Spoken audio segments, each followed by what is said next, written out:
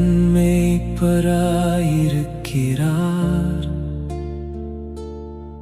நான் தாழ்ச்சியடையேன்.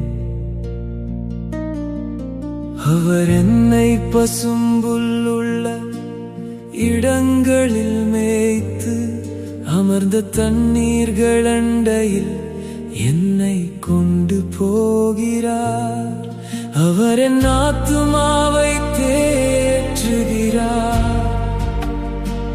தமது நாமத்தின் நிமித்தம் என்னை நீதியின் பாதைகளில் நடத்துகிறார்.